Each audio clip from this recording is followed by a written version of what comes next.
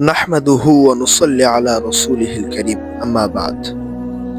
আজকে আমাদের সকলের একটি বিষয় নিয়ে চোখ কপালে উঠে গেছে। সকলেই চিন্তিত, এটা কি করে সম্ভব? আর সেটা হলো সিং-সং কার্টুন। আমরা সকলেই বিশ্বাস করি একমাত্র আল্লাহ তাআলাই ভবিষ্যৎ সম্পর্কে জ্ঞাত।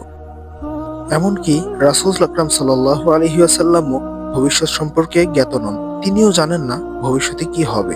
তবে হ্যাঁ, আল্লাহ তাআলা যতটুকু তাকে জানিয়েছেন তিনি বান্দাদের মাঝে ঠিক ততটুকুই বলেছেন। তাহলে এখন আমাদের সকলের একটি প্রশ্ন থেকে যায়, তা হলো সিং-সং কার্টুনের এই দৃশ্যগুলো কিভাবে বাস্তবায়ন হচ্ছে? এবার আসুন এটাকে নিয়েই আলোচনা করা যাক সংক্ষিপ্ত আকারে। এই সিং-সং কার্টুনের দৃশ্যগুলো হয়তো ৭ বছর, নয়তো ১০ বছর অথবা ৬ বছর এরকম কিছু বছর পরেই বাস্তবায়ন হচ্ছে।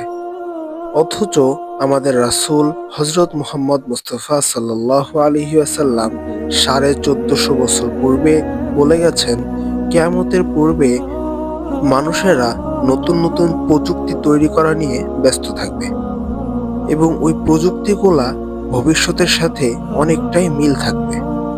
এবং আরো বলেছেন কিয়ামতের পূর্ব মুহূর্তে মানুষের রান মানুষের সাথে কথা বলবে এবং কি পায়ের জুতা পর্যন্ত কথা বলবে।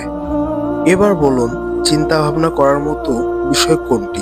রাসূল ১৪৫০ বছর পূর্বে যেটা বলে গেছেন সেটা এখন সত্যি হচ্ছে, আর তারা শুধুমাত্র কিছু বছর আগে যেটা বলেছে সেটা এখন সত্য হচ্ছে।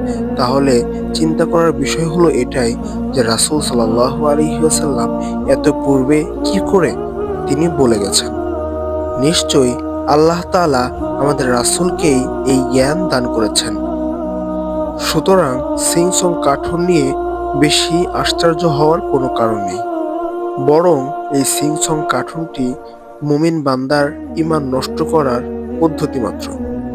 তাই হে মুমিন, তুমি তোমার নিজেকে শুদ্ধ করো এবং রাসূল সাল্লাল্লাহু আলাইহি ওয়াসাল্লামের তরিকা এবং আল্লাহ তাআলার হুকুমকে জেনে তার উপর আমল করো।